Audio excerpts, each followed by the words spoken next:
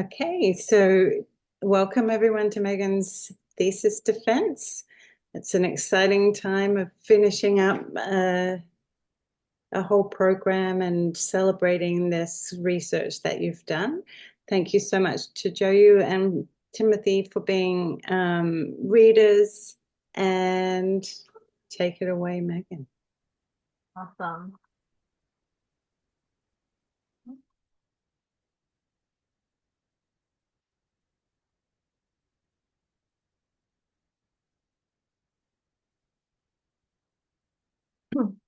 Okay, so this is my thesis on the experiences of Chinese diaspora identifying music therapists and music therapy students throughout and post COVID-19 pandemic.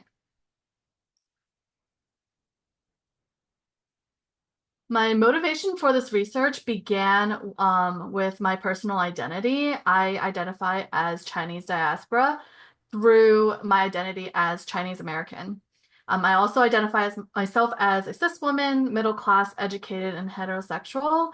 I understand and reflect on my own privileges and power that I hold in each of these spaces in my identity, and the experiences of discrimination, microaggression, and acknowledgement of my own disadvantages in life began before the start of my music therapy career. As a child, I experienced a lot of microaggressions where I was called various names like Ching Chong, or of course I get the comments of like, of course you're really good at math. And so this kind of began in my childhood. And then during COVID, I had personal experiences of microaggression and discrimination. And that kind of heightened during the pandemic, where one of my experiences was being followed, and also kind of getting some microaggressions. Even now, as a professional music therapist at the facility that I work at. So throughout my entire life, I have experienced microaggressions and discriminations, and I know that I am just one story, and I want to amplify the voices of other Chinese diaspora music therapists and music therapy students. And it feels, and to me, when growing in the music therapy field, I feel like there's not a lot of voices that I hear about Chinese diaspora. And so this research also kind of aims to amplify those voices as we continue with the after effects of the pandemic.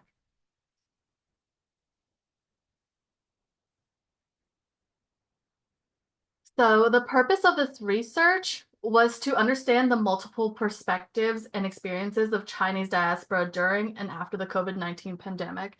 Specifically, this study sought to determine what challenges and successes were faced by Chinese diaspora music therapists and music therapy students during and after the COVID-19 pandemic. In educational, clinical, and professional settings.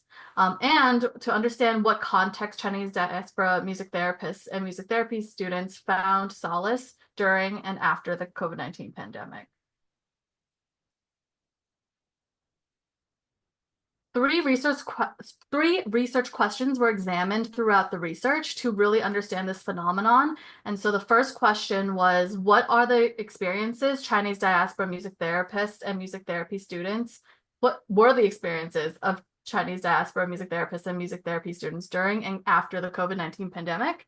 What challenges and successes were faced as a Chinese diaspora music therapist or music therapy student during and after the COVID pandemic in educational, clinical, and professional settings? And lastly, in what context did Chinese diaspora music therapists and music therapy students find solace during and after the COVID-19 pandemic?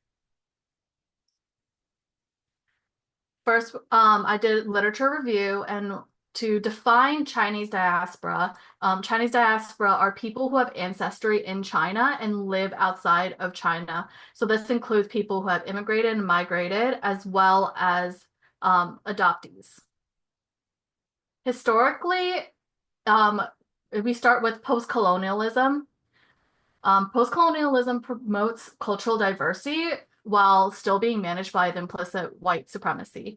So this means that if immigrants and other people of color adapt to the white dominant culture, they will be seen as successful and part of society. However, what it really does is suppress other cultures and decrease the chance to change the cultural hierarchy. Terms like the yellow pearl existed also in historically, and this was used to describe the perceived threat of Asian migration. And so, because of this threat, laws were passed in like places like Canada and the US. And so in Canada, a multicultural policy was in place and established by white culture to promote diversity. But in reality, it was really to make sure that they're learning English and to assimilate to whatever the culture of white dominance in that space. In the US, the Chinese Exclusion Act of 1882, immigration and naturalization rights of Chinese people were denied. And eventually, immigration laws were reformed to favor specific specific careers that Chinese people had, like doctors and engineers, which really began the perpetuation of the model minority myth. And so, with both the yellow pearl and the model minority myth, those kind of still continue to be perpetuated today. Within music therapy, I found literature that showed pre-pandemic perspectives. This included examining education and training process throughout one's career in music therapy within the United States. Another one that I found were about educational experiences of international students. And lastly, educational and professional experiences of subgroups. And this included just minority subgroups like Black music therapists and Cantonese music therapists. Within the COVID-19 pandemic, there was research on healthcare workers, such as social workers and nurses, as well as nursing students. They talked about the experiences of physical and verbal attacks. These were occurred by colleagues, classmates, supervisors, and patients in both professional and educational settings. The way that it was talked about that these Asian healthcare workers coped was through non-disclosure of fear and safety to their families, as well as suppressing their emotions, which can lead to acceptance of xenophobia and microaggressions towards the Asian community in general. Lastly, literature talks about the need for systemic change. There's a need for institutions to explicitly have open discussion about institutional racism. And there's a need for continuing education on diversity and diversity training, as well as systems condemning racism and systemic equality to benefit all people. The methods that I used was thematic analysis of semi-structured interviews. I interviewed 8 participants. 7 of them were credentialed music therapists, and 1 of them was a music therapy intern. They resided in places like Canada, New Zealand, Singapore, and/or the United States. Other intersecting identities include 5 female, 2 male, and 1 non-binary. All the participants also were either held a visa or were second-generation immigrants and fall somewhere in between there as well, including adoptees. The music therapist experience include those who were not even a year into the music therapy career, and some who are over 20 years with music therapy. And lastly, they worked in settings such as educational, long-term care, developmentally disabled people, and in mental health. So 6 themes came up, and within each theme, several subcategories appeared as well. So in theme 1, we talked about the challenges during the COVID-19 pandemic, and this included safety precautions, travel limitations, virtual space, anti-Asian hate, Black Lives Matter, and boundaries. And The quote that I would like to bring up for theme one is by Shay, a participant, saying, "In the moment, forced to choose between maintaining a boundary and potentially upsetting the patient because we're not giving them what they want. What seems to be a seemingly harmless question, we're forced to share personal and private information and traumatic information, especially for adoptees." Theme two addresses microaggressions, such as microassaults, micro-insults, micro-invalidations, and navigating microaggressions. And Jing talked about ask the questions, how do you respond to that? Do you just ignore it, or do you react? The third theme talks about the successes during the COVID-19 pandemic. This include education, job security, community advocacy, and not experiencing racial discrimination. And Alex talked about that COVID-19 helped them find a job. And theme four talked about feelings and emotions felt during and after the COVID-19 pandemic, which included blurred memories, challenging emotions, and gratifying emotions. Alexa talked about just my interactions in public and watching how everyone else acted like I had the plague or very blatantly racist towards me. And so that kind of made me hesitant in all my interactions, and I isolated myself further. Ooh, ooh. Theme five talked about the issues that persist. And so Bay talked about this included microaggressions, power and privilege, lack of support, and inaction. Bay's quote was, "I think people are still trying to figure out what music therapy is at this point, or people are trying to figure out how to teach music therapy at this point with post-pandemic. With this awareness that we should be talking about race, we should be talking about disability, the systems of music therapy that has been passed down to us are so ingrained in every fabric of what it means to be a music therapist and what is music therapy that it's so hard to break out of, even though we know that we have to talk about this. We have to be aware about race. We have to be aware about these relationships or power and privilege. But there is, in general music therapy, in the educational system, there's a sense that awareness, and we need to do it, but we just don't know how. And there's only a few people who can do it. Lastly, Chloe talked, the theme six was about community building during COVID, support systems, and finding community. And Chloe said, "I had an at-home business when I was living at home. I did cakes and baking and decided to do a fundraiser to incorporate Asian flavors." And she was very excited to have community people and customers would grab multiple boxes and share them with their community. So in the discussion recommendations, we talked about challenges faced and challenging feelings experienced. This included safety and safety of others, fear and discomfort, uncertainty, worry, and loneliness. And the movements that occurred were about Black Lives Matter and how it kind of overshadowed some of the Stop Asian Hate movement and the publicity of it. Also, within microaggressions, the participants talk about the experiences of microaggressions that persisted before, during, and after, and that there was presence of detachment and silence because peers couldn't relate, as well as the lack of acknowledgement of these microaggressions by the public. In the impacts of white supremacy, I talked about acculturation and assimilation that benefits white people to remain in power and to use power to gain benefits not extended to the BIPOC community.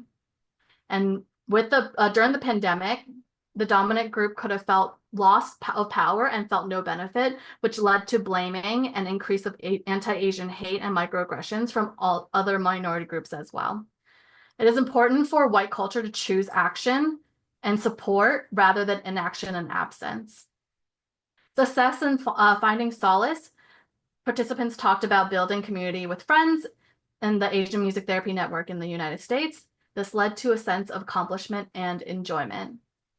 And the implications for music therapists in the Chinese diaspora talked about systemic changes and addressing inequality and racism within the workplace through protocols and action, educational changes such as addressing narratives perpetuated about people with marginalized identities and coursework and continuing education on diversity and systemic barriers. Overall, it is important to amplify the voices of other Asian Pacific Islander, Desi American voices within the music therapy field and other healthcare fields.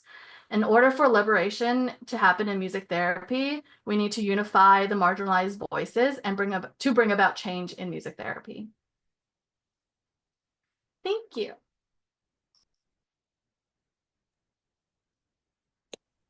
Well done. I am surprised you really stuck to that time limit.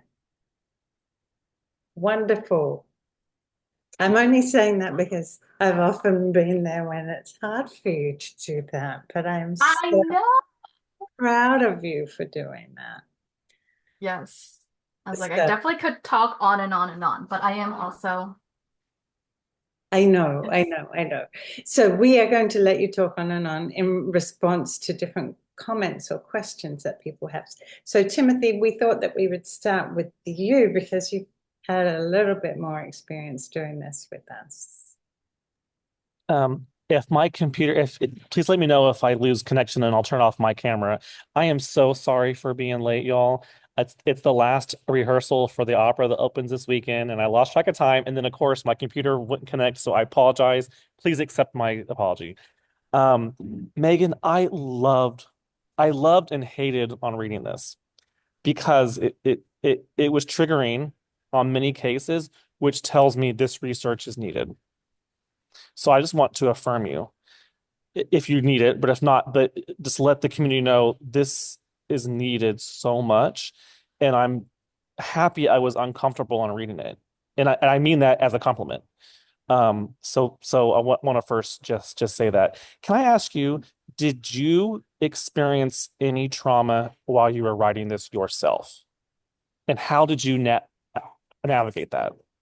Yeah, so I found myself very like a lot of difficulty in writing this because um especially the piece about myself and my motivation for the study because it brought back memories of a time and a place where I didn't want to be at anymore.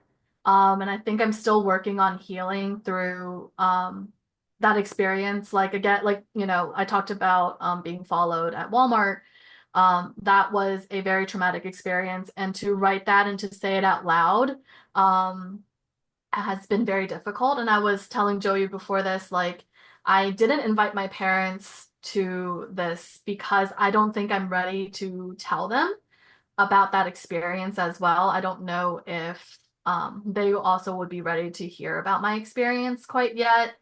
Um, but yes, like writing this whole thing and having others share their story and then having to read the transcript and read it over and over again, and it kind of brought back a lot of like those memories, like, but it also in another way it made me feel that I wasn't alone, because I think for the most part of my music therapy career, educationally, I felt alone. I was the only Asian music therapy student in Southwest Virginia, and really in all of my music classes in general. And so, like, I just felt so alone. And in a way, writing this helped me feel less alone. And talking to other people made me feel like there is a community, there are people out there, and we all have shared the same or similar experiences.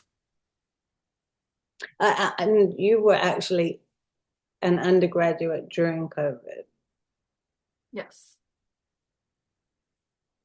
Yeah. I feel really old now. Yeah, and like I'm more familiar with Vietnamese culture because of mine, but like, did you have? And this is going to be a stereotype, so please know that I'm saying it. Most of my community, and I would assume Asian at large, but that's my assumption.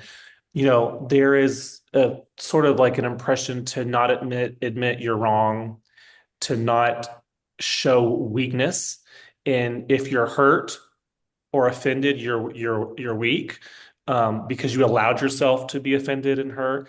Did you experience any of that with doing your interviews? Like it was hard for people to say certain things.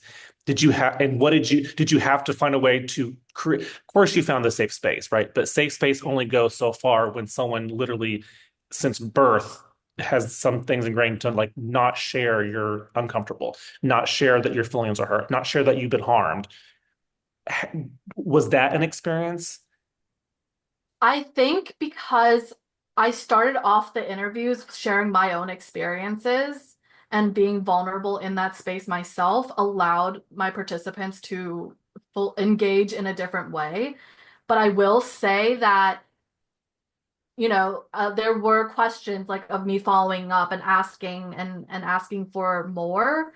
And that also helped, but also I had some participants who were just ready to have this conversation, and which was really helpful in that way. But yes, like there is almost like a level of shame to experience this or have this feeling. Um, and that, and I think also partly like, I mean, me having that first conversation, that first interview, I, I myself felt some shame of sharing this. Like, I don't know if I should share this. I know this is important, but if I tell somebody my story, like, that's me being vulnerable, and that would hopefully allow someone else to be vulnerable in that space with me. Thank you. That was the word I couldn't think of, but shame was it. Yeah. And I wrote in your comments like a lot about like for future thoughts and study. I'm curious to see where that goes and where that framework of shame is maybe more not transparent, but explicit in where that's like a known thing that hey we're gonna experience some uncomfortable things, and I'm thinking of how your future can grow with this research, and I kind of want to be a part of it. Sue, I love on doing these things because it makes me think of all the things I want to research and do. Yeah, and I think So shame is part of like Asian culture. I mean, we hear that like don't bring shame to the family, which is why we keep our heads down and we don't acknowledge or say anything when we do feel wronged. And that's also like us perpetuating the model minority myth, right? And also kind of causing harm to other marginalized identities because we're choosing silence so that we don't bring shame to the family, we don't bring shame to our culture, we have it better than others. And that's kind of all like, we also contribute to the issues of white supremacy, and we are also perpetuating that as well. yes, I think that's going to be our co-article together. I would be so honored. Shame and but how does that impact like one giving therapy and receiving therapy? That could write a book right there. Okay, We I'm can in. we I was like, we can continue to email. I had a question following that before we go to Joyu, and that is when you started, you said that you didn't invite your parents because you weren't ready. Was that because you wanted to protect their feelings, or was that around any of this stuff that you were just talking about? I think that I'm not ready to have that conversation with my parents. I think that for the longest time, what worked for them was to keep their head down and to not voice that, what is wrong with what we have done in the past. And I think in a way, this research calls that out. And I mean, they're like 60, and to put this onto them and saying like, hey, you have caused harm to other people and other minoritized groups. Um, I don't know how they would handle it, and I don't know how um, they will. Yeah, I just don't know how they would handle it. I don't think they've ever thought um, that their benefit has harmed other people. And I mean, they're 60, and I just really don't think that they're ready to hear that yet. Thank you for saying that. That brought a little bit of healing to me. Um, yeah, it's strange, because there are other um, marginalized groups that receive strength from their elders when fighting the fight. Um, but there's something about Asian culture, at least in my experience, where our elders sacrificed so much for us and made it clear, right? But the sacrifice, you don't see, like, my mother never does anything fun for herself. It's always been about the kids. And so there's like this sacrifice that we've seen and taught to honor, which we do honor, right? It's embedded in us.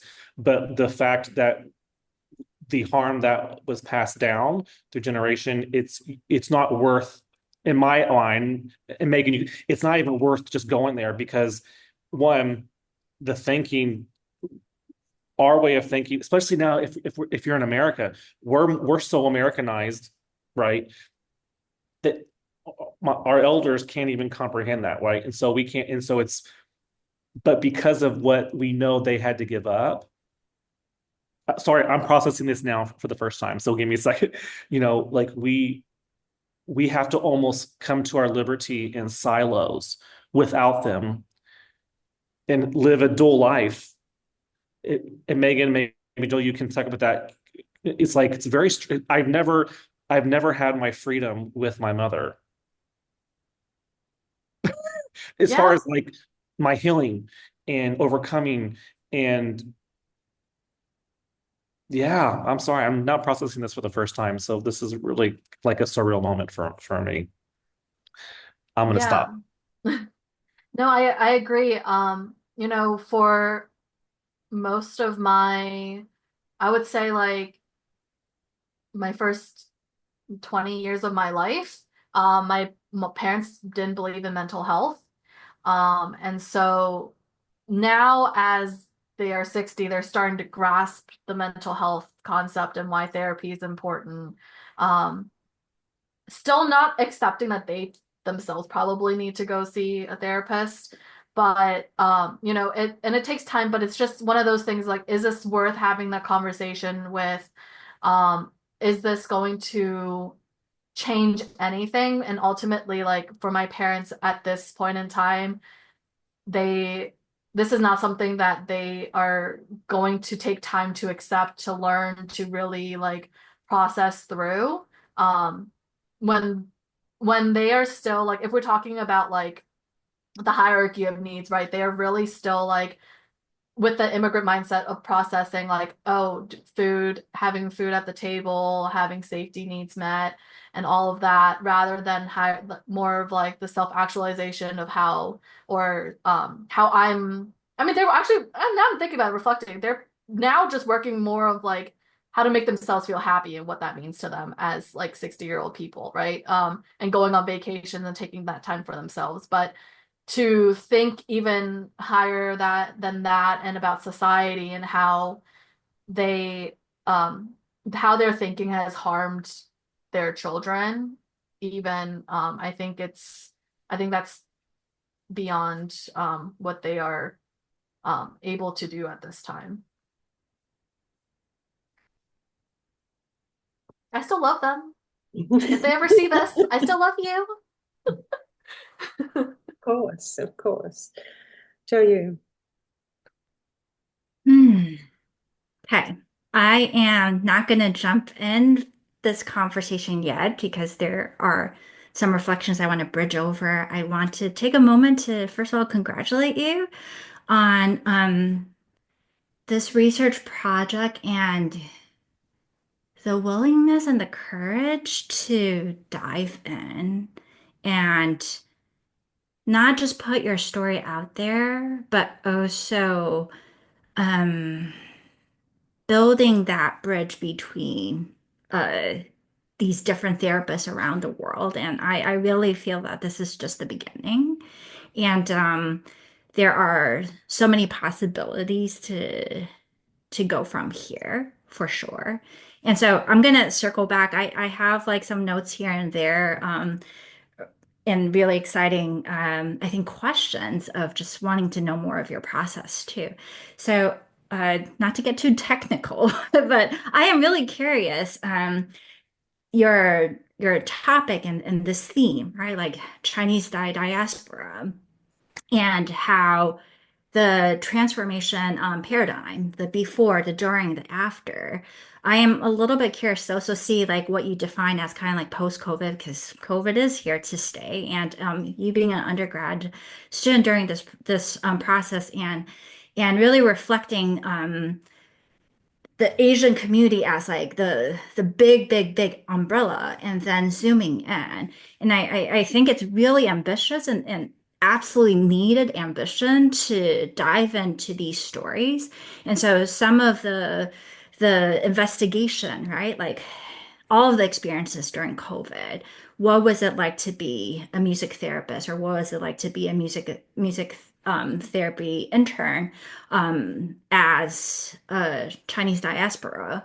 And I was interested in seeing like your themes too, because you were being very specific and detailed and trying to cover all of the things of like the experiences of during the pandemic, and also trying to highlight the successes and the barriers. And some are specific to COVID itself. And I do feel that the parts when it was really highlighting those tension and highlighting those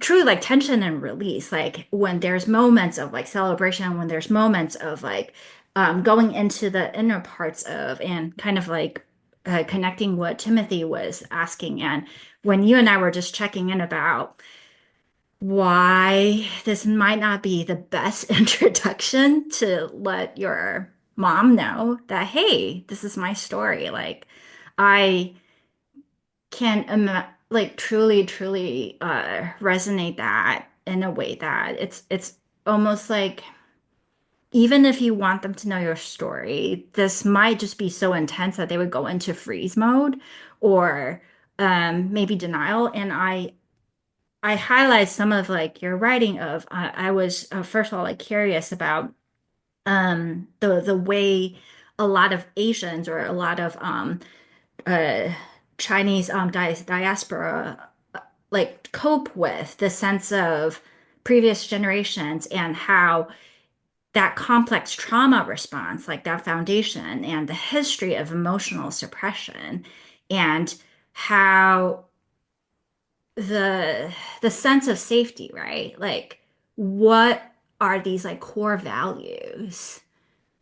How has it like been maybe passed down from one generation to another, or even just therapy as a concept? It yes, there's a lot of misunderstandings about mental health or therapy. And at the same time, I think like the wisdom of the different generations or the way to build community, the way to celebrate those core values. I think there's a lot of like richness in that of um some of the silencing, how the trauma piece of how we cope, and later on in the celebrations, like what the therapist or your participant found success in community.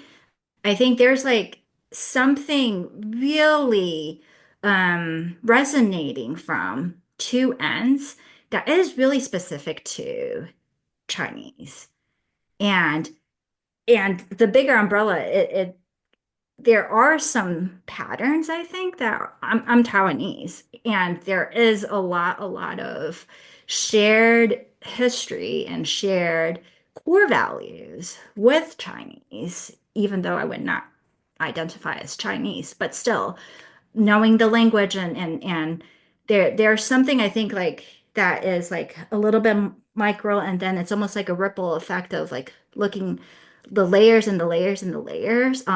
I definitely feel that your research has a lot of potential of this. So, and I feel like I'm blabbering a little bit. So I think to kind of like bring it back a little bit, the complex trauma piece of even like early on when you introduced the concept of my model minority, I was curious to see if maybe, and this is like, when you go back and if you want to publish this and maybe having a bit of a clarification of what does that mean. And then like the literature later on, like the echoing of like between the minority,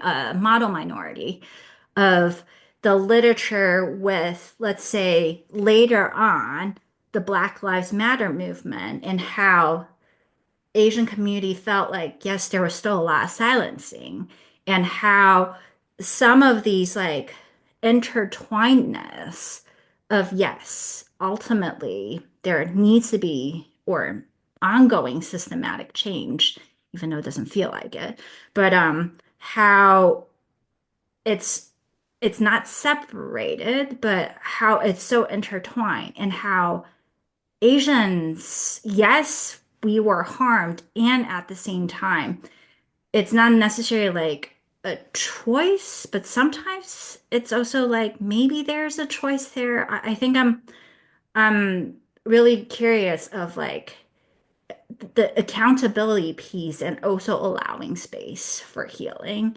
and how it goes back into that sense of safety and what our elders, our ancestors deemed what was safe for their children to exist and survive, and how we are shifting and we are building community and still honoring those core values and foundations. I think this is where I find your research really enriching. And I would also invite you to deepen more in both ways because and also take care of yourself, of course, because diving into those complex trauma parts and also the celebration of what is successful. How does the core value is anchoring or is involved in both pieces? Does that kind of make sense?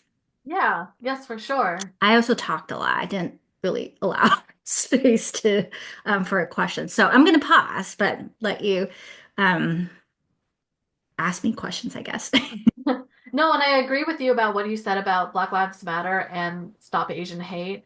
And in this, I know in the thesis, it sounded like it's two separate things, and one silenced the other and everything. And I think that does come from like the thought of like of what you said of safety of like our I know that growing up my parents didn't want me to hang out with or be around the black community or be friends with certain black people because of certain things, and they definitely still continue to have those racist ideologies.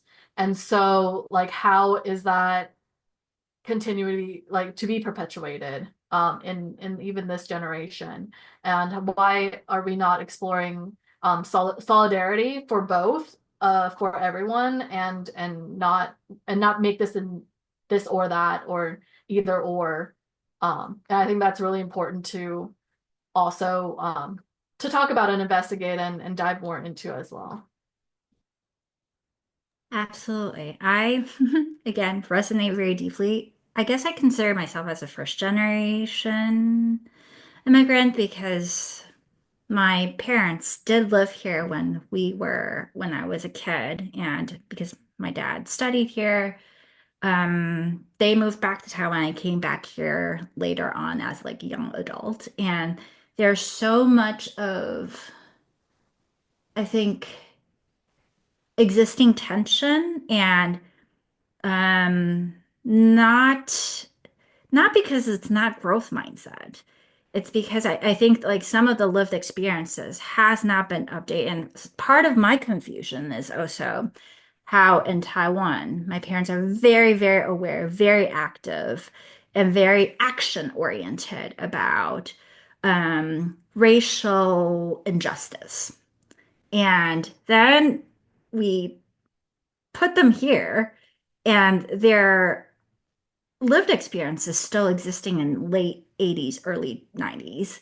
And when my parents read my chapter in Sue's narratives, we had quite the, I think in some ways I like really hurt their feelings, but this is again not about me. This is like your evening. But I think there's a lot of being together and trying to, I don't even know if it's like trying to find some sort of like getting them to see things through my perspective. I think it's really just allowing time to process and without words even that something that it's not something logically they can just like read and be like, okay, I know this is important to you, but why is this so important to you? It's also like, why are you like putting yourself in these situations? And like, why not? And you can't really argue with but I know I feel that there is a lot of like, again, coming back to your story, how this all started and how your research questions is kind of like your map, right? Going back to your research questions to see what you discovered through your interactions with your participants and and maybe zooming in to more specific of the Chinese diaspora, I think would be even more, I think, impactful because I don't think it's not, in fact, it's really, really like meaningful work and an important work already.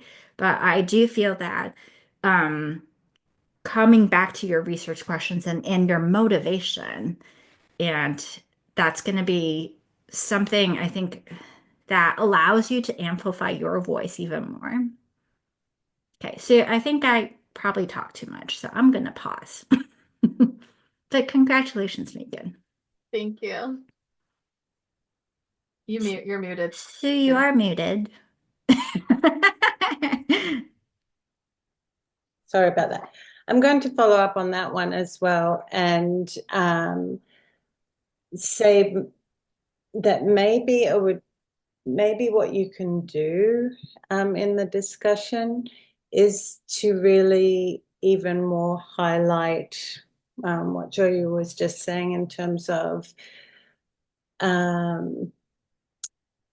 some of the difficulties faced, right? Specifically the COVID ones, because there are other things that came up in your findings, but the ones that are very specific to COVID, and to people of the Chinese diaspora during COVID. But then drawing back to those, you've called them successes, but and Joe, you talked about values, but maybe some of those things, and maybe the theme could be maybe about values rather than successes. Like maybe values is what it is about, and the finding community. Like maybe community is a value, maybe providing food, is a value. Maybe I'd have to open it back up and look at some of those things. But like thinking about, okay, what are some values that have come down? Like maybe there was a way that silence could be seen as a negative thing, but maybe there's also a value in survival, or maybe there's a value in Modesty, maybe even like I and again overgeneralizing, but I feel like a lot of times like to be like silent is also not like, oh, not all the attention's on like me, but like we buckle down and work hard or we do our jobs and not cause trouble. I feel like the value piece. And I'm also looking back on my notes to see like where did like the value came from. And I think it really and Megan, you'll get my notes from the thesis itself, but how some of the participants were really valuing, like playing video games or that the baking to be in community in that way. It read very similar to like how they felt their core values were more genuine in that sense, like more authentic. Sorry, Sue. Okay, I'm gonna stop talking. No, I mean, I think there's just something in that you might want to draw on.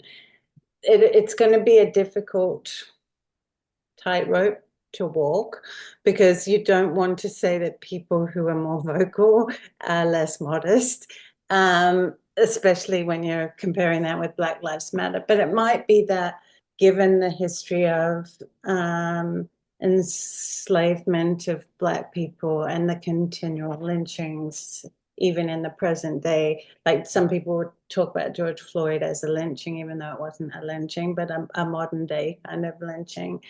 That, maybe there was something in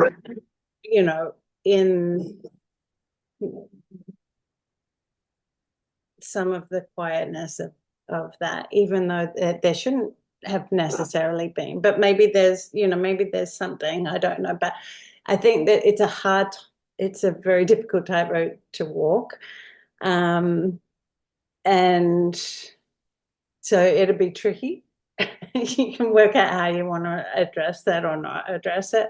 But I do think, certainly thinking about, even if the values have come from the model minority myth, even if they're not necessarily ones that we want to continue to uphold, of, okay, it's good to be quiet in these times, or maybe not, maybe it's good to be loud, who knows, or maybe we shouldn't call it good or bad.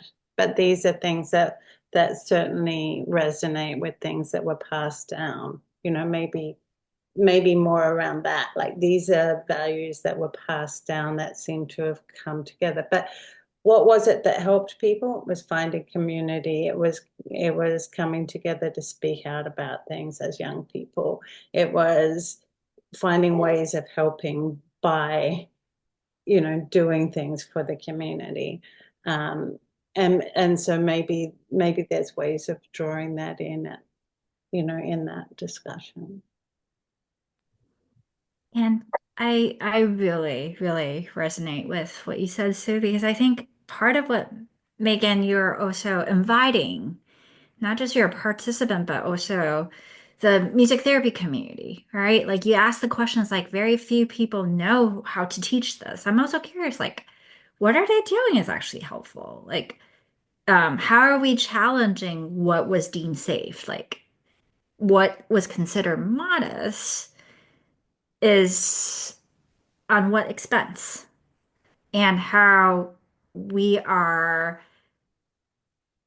questioning, and not just like questioning, you know, the elders and the ancestors and our parents' generation, like to tell them, oh, you were doing the wrong thing. Like, yeah, it is about accountability, and it's also about healing and how to do things differently for people to really pay attention. Like we don't want to stay silent, or this is really not helpful, and we need to start somewhere. And I think this is like you're part of the call of action too, right? I think this is not a good or a bad thing, like Sue was saying, but this is what has been done, and we aren't doing things the same way. We don't want to. We can't afford to do that anymore.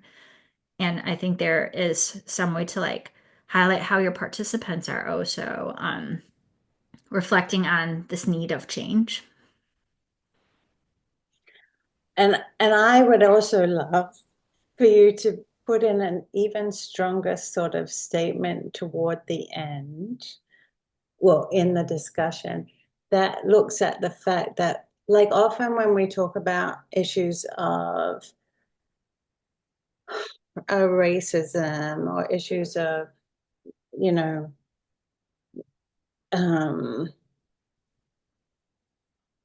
sociocultural identities, people in various countries outside of the US will say that's a US thing.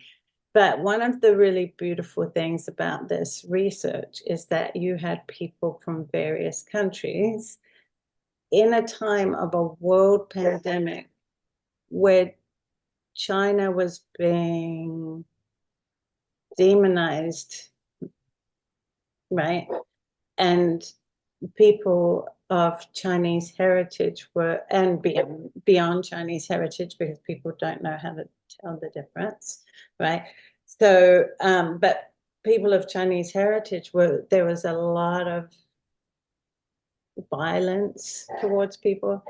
But it was Stop Asian Hate because it had globalized to anyone who could remotely possibly be Chinese, right? And I think showing that that was happening around the world, and it's not just a US thing, is a really important thing to, I think, highlight, because, that was happening in Canada, it was happening in New Zealand, it was happening was one of them in England. Singapore, maybe.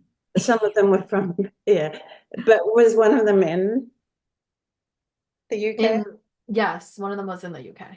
Yeah, and so like all of these things are happening in various parts of the globe, which is why, which is something that often we don't do in our music therapy research, is look at how it's happening in various places. And I think that should be highlighted, that while there may have been differences, there was a lot of similarities. And of course, all of those places I'm talking about have been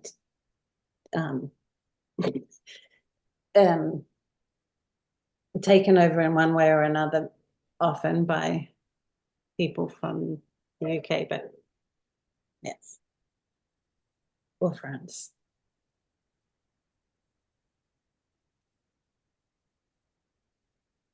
So that would be nice to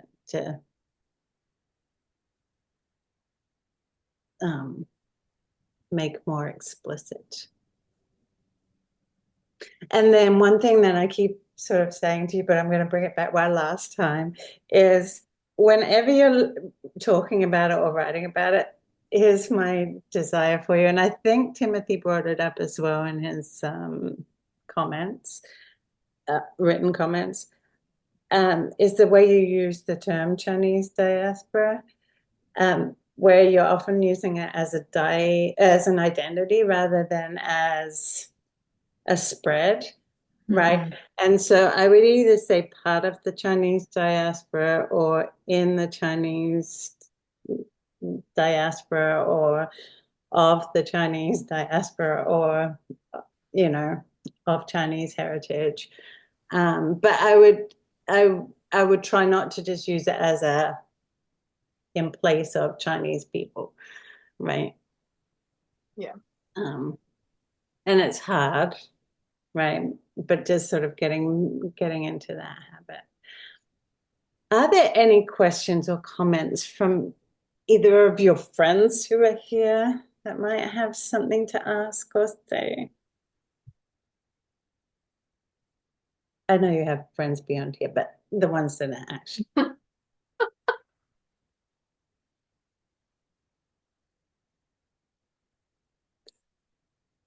Silence. So proud of you. Thank you. Oh gosh, she unmuted. Why is that an oh gosh? I'm not asking a question or anything. No, well, one, I just know how it is when you're on Zoom and no one talks to you. But then two, yeah, I think the discussion on sharing research with parents definitely like hit me a little bit. So I just kind of like I'm still sitting with that. But I think I just want to say like um it's really cool of you to do this research. I mean, like I know the Asian community within music therapy, like we're big, but we're not together, I think. And I think there's a lot there's a lot of Asian music therapists who do research, but I don't think there's a lot of research specifically on being Asian within music therapy.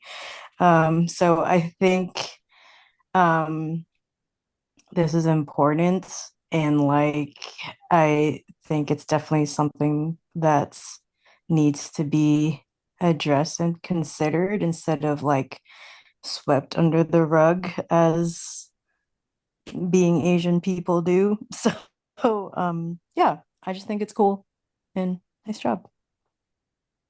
Thank Yeah, I you. was going to say Sangha is probably one of the few um, people who's written a lot on acculturation and especially for people who've come as international students. But I wonder how much that's tied into um, buying into the concept of being a model minority and not making waves. And so making it about, okay, I'm going to come in and I'm going to write about pure music therapy. I'm not going to bring in these other, Identity, parts of the identity. yeah. Yeah. I think within just mental health and social work in general, it's slowly like even Asian people who practice within those fields are just now doing research as well, or slowly starting to. Um, just a recommendation if you haven't read it. I haven't read it yet, but it seems really cool. It's a book called Unassimilable, by Bianca, I think Louis something, but she is a social work PhD student, I think, or formerly PhD student, and talks a lot about this stuff. So might be a cool read. One of the things that the Black Music Therapy Network did right at the beginning was to, on their closed Facebook group, was to develop a list of resources of literature in music therapy by and about Black music therapists or Black clients, right? And I wonder if that would be something that would be worth doing in the Asian Music Therapy Network. Or do you? I offered the idea, but no one took me up on it. So Well, you see, great minds think alike. Also, one of us was, busy finishing this program. And But I mean, this person also said that she was gonna get back on listen, track with no, you. I didn't say it was you, okay? I'm just saying in like general, in general, yeah. Yeah. I there mean, has I been a think little, it yeah. would be worth doing, Hmm. I would think. Yeah, Of course, someone's got to do it. it's always me. No, And sometimes Megan. I was like, we will work this out. You have stuff to do, Megan. It's okay. It's one more month. It is one more month. Just give me one more month, and my hands are like this, and we'll be good. The three of you have all got married within the last year. Gabby, you're also in a very busy PhD program, no? Yes. Yes. It's not like Debatable. you're just like floating around. I am floating around. I'm floating around. It's a confusing program, but yes, I'm in a PhD program. Whether or not it's busy is to be determined at this moment. But yeah. Oh, well, then you've got plenty of time to do this. No, The I'm gonna mute myself now. other thing you could do is just send out I don't know, a Google form or something and ask people if they've published anything to fill out the form so that it just gets in a big spreadsheet for you. Like that would make it like way easier, maybe if people responded. But you can also then send follow-ups to people you know published a lot and just say, come on, send it to me. Even if you have to send me your CV. I don't know, I think it'd be worth it. And then you can put it into like by, about, you know. I think one of the other good things is then send all of that, have the Black Music Therapy Network, send it to all educators and say, incorporate this shit into your programs. Pardon me for anyone who might listen to this. But yeah, make people incorporate it into their teaching. The things that people find useful, right? What actually helps. Yeah. Yeah. Yeah. Anyway, congratulations again on getting this far. And because your grade had to go in by a certain date for you to get your December graduation, it's already gone in. But we will, before it goes up into the university library system, just make sure the revisions are all how people have suggested, and then we'll all sign off on it, and then you can get it up there. Yeah. Also, it's funny because I got the diploma emailed me today. You don't need us. I didn't need to be here today. The diploma was emailed to me. That was only because I was told suddenly that it had to be in by January 31st. And I was like, well, you've done it. Like, I'm just going to put in the grade. So. Yeah. But yeah, I have the diploma emailed. It's actually screenshotted on my phone now. So I can prove. Now you can do your, I'm just going to end the video. Yeah. Now you can do your, I may not be ending the video.